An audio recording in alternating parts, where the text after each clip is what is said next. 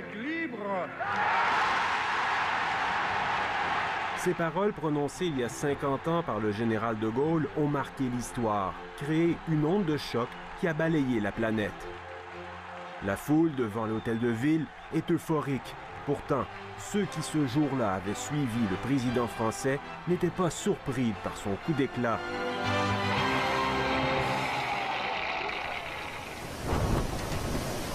« 1967, c'est l'Expo, mais aussi le centenaire de la Confédération canadienne. Et Charles de Gaulle n'a d'abord aucune intention de venir célébrer un pays qui, dit-il, a été créé suite à une défaite de la France.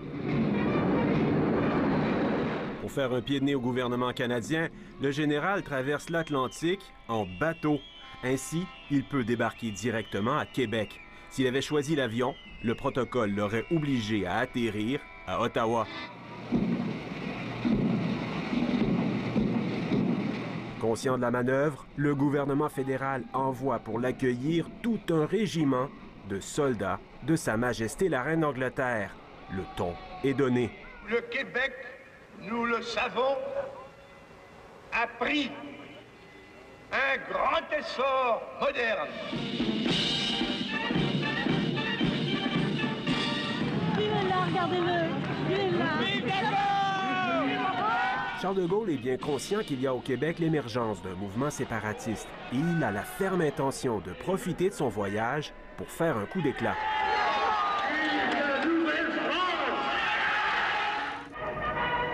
Le général de Gaulle commence son périple entre Québec et Montréal.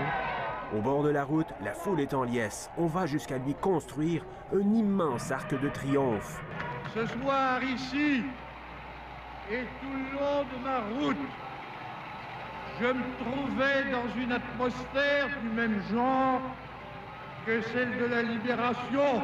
Grâce aux images tournées à l'époque par le cinéaste Jean-Claude Labrec, on peut aujourd'hui mesurer toute l'ampleur de ce 24 juillet 1967. Entre Québec et Montréal, le président français multiplie les discours. Plus la journée avance, plus ses propos font vibrer la fibre nationaliste. Un pays qui est en train de devenir maître de lui-même. Votre peuple, Canadien-Français, Français-Canadien, ne doit dépendre que de lui-même. Une vague se lève. Cette vague, c'est une vague de renouveau, c'est une vague de volonté pour que le peuple français du Québec prenne en main ses destinées.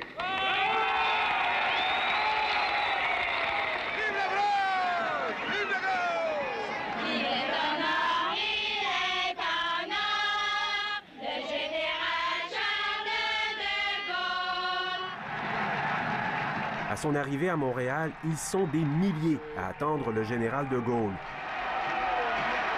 Le maire Drapeau ne veut pas que le président français fasse de vagues dans son hôtel de ville. Il avait même fait débrancher le système de son situé au balcon. Arrivé au deuxième étage, de Gaulle remarque un micro sur sa gauche. Un technicien accepte de le rebrancher. La suite, on la connaît. Vive Montréal! Vive le Québec!